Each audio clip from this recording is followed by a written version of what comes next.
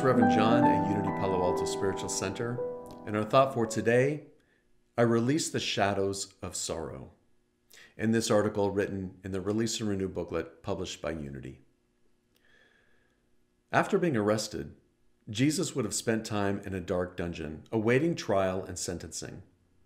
We can only imagine what this place might have been like.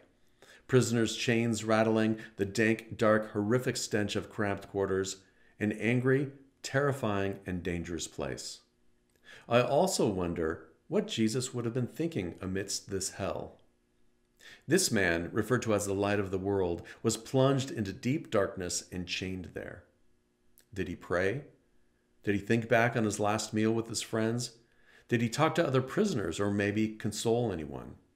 Did he reflect on the regrets of his life? Did he think about his mother? We can only imagine what he might have experienced.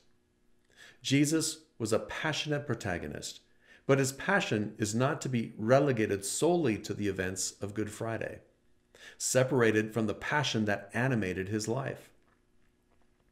Instead, Good Friday is a chance for us to acknowledge our own prisons, sorrows, and suffering, to enter into them, and then to reclaim the passion that animates our own lives, to remember once again that we are the light of the world.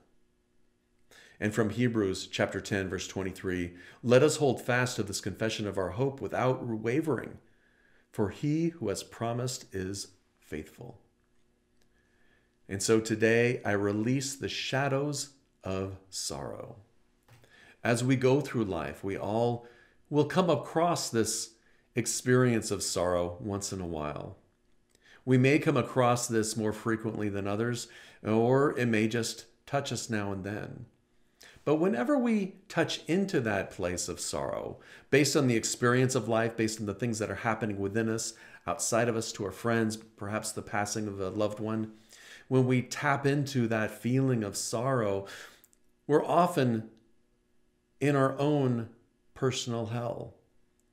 If we live there, if we resist the sorrow, if we wish it had never happened, if we fight against it, then we are experiencing that consciousness of hell, that consciousness of suffering.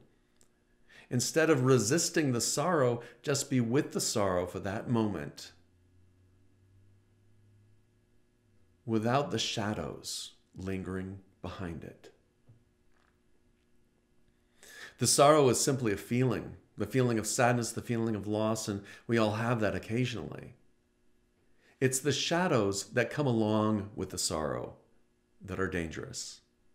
The shadows are our beliefs, are our stories about the sorrow. They are our driving ourselves deeper into experiencing our loss. It is a re-experiencing of the trauma. So without those shadows, it's simply a remembrance, an honoring of being with it for a moment. And as we're with it without the shadows, we're able to experience the sorrow and let it pass through us and let it escape us so that we're not beholden to it, so we're not shackled by it, so that we're not chained to it. So we're no longer in our own deep, dark, dank dungeon. Whenever any sorrow comes up in our life, just greet it. Just allow it to be and renew your strength in that knowing of who you truly are. Renew yourself in what Jesus had taught you that you are, the light of the world. Renew yourself in whatever idea you have of that higher consciousness that's within you, whether it's the Christ consciousness or the divine spark or simply your higher consciousness. You can be that and still feel that human sense of sorrow now and then. But when you're experiencing that sorrow without giving it story, without giving it meaning, without judging ourselves or blaming ourselves or someone else, just be with it and allow it to express. So as we go through life today, whenever you find yourself feeling a little bit of sorrow, feeling a little bit of sadness. Perhaps it's around COVID.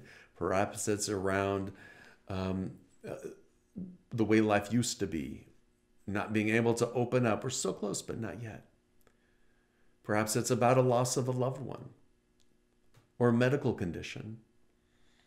Without giving its shadows any power, just be with the sorrow. For a moment, breathe into it and just allow it to express itself. And without the shadows, you'll be able to move through it and reconnect with that strength that's within you. Reconnect with the power of faith, knowing that you will be able to move through this. And on the other side, it will be expressed and you will no longer be shackled. As we move through this day, remember this word and this thought, and let me know how it goes. Love to hear about it.